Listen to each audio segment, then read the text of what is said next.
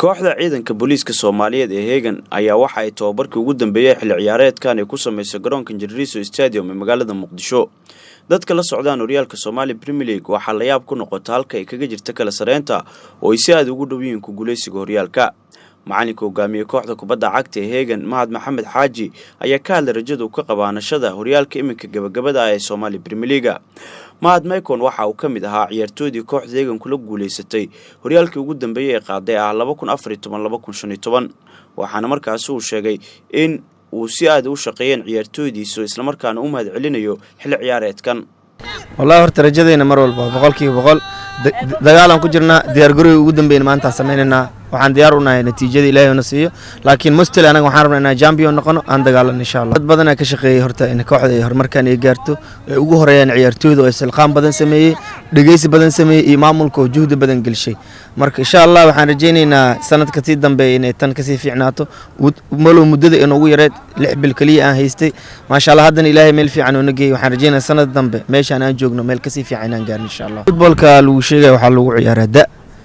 inkastoo laga maarmaan ay tahay experience laakiin aniga juhdi badan aan galishay ciyaartooy dhalinyaro inaan raadiyo oo dhageysigeyga dhaqso hadalkan gudbiyo fahmaysa iyo ciyaartooy kale oo majora qaangaar ah oo experience leh kooxda inaan ku qabo alxamdulillah 80% ciyaartooy dhalinyaro waaye waa isku dayay inaan soo aruuriyo muddo isku dayay inaan aruuriyo ciyaartooy dhalinyaro alxamdulillah dadkan uu Ilaahay suurta galiyay natiijadan iyagana gaarsiiyay والله صح waa kooxda horseedii Heegan waa laba koox waaweyn oo hadana ka wada tirsan kooxaha dawladda waxaan rajaynayaa banoon aad u qurux badan inaan soo bandhigi doono natiijada Ilaahay qofkoo sii waa gooni laakiin 9 daqiiqo waxaan ciyaari doonaa banoon aad u qurux badan dadweynaha soo jiita fair play ku dheehan tahay insha Allah. Heegan oo kulanka ugu dambeeyay uga soo badisay 6 gool iyo gool kooxda Rajo waxay ishu ku hayaan natiijada ka soo baxda kulanka adag ee u dhaxeeya kooxaha kale ah gaadiidka Muqdisho City Club kaas oo ku xiran rajada nashada horyaalka ee Somali Premier League ee kooxda ciidanka booliiska Soomaaliyeed ee Heegan. والله سيرنا هانتي دلال جهد تربان أو كوحدة لجلشي شقة هاد وفي عناية قبني هير كمان أنت عينا شقة عن كوكب أنا كسو قرني إلا هاد الشقة هذا عن كجرنا إلا إيو فريم بيجو قدام بهوريال كوكب عايو إن أنا نسن أو شقة هذا عن قبنا جو أن كانوا هاي وأنا كمل دلنا إن شاء الله وأنا ملف عن جالسين دونا إلى إذن كيس هوريال أنا جشلي فرصة عن ما نهسن حدنا فرصة في عن هسنا هدي جانس كاس أون صامرو horseed kooxaha aan la soo ciyaarno waxba kama duuna waxa way kulan oo final ah inaan baasana aan jecelnahay waana dadaalka anaga ajuudiga aan soo galnay hadii oo Janiska MCC oo aan ka suugeen ama aan ka rajeeyna aan ka helno horseed waa ka badinaynaa insha Allah. Ilaahay karaan noqdo waa rajeeyna horta koobkan inaan qaadno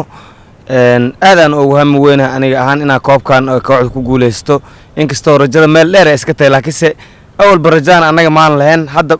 dhibco fiicanna waa soo shaqeysana meel fiicanna waa taaganay waxaana ku rajooynaa haduu Ilaahay karaan noqdo kulanka oo gaadiidkii MCC natiijada ka soo baxda ku xiranahay waxaan rajayaa inaan champion noqon doono sida aan meeshan ku imaanaa ogahay dadaal tiro badan aan soo galnay hadii ay noo suurto gashana waxaan rajaynaa in horyaalka saan aan ku qaadno. natiijada kooxda kubadda cagta Heegan ee ugu tartamaysa horyaalka Somali Premier League ayaa ku xirnaan doonta kulanka adag ee u dhaxeeya kooxaha kale ah Muqdisho City Club iyo kale kooxda kubadda cagta ee gaadiidka. Abdullah Hassan Cilmi, Astaan Sports, garoonka Njiriso magaalada Muqdisho.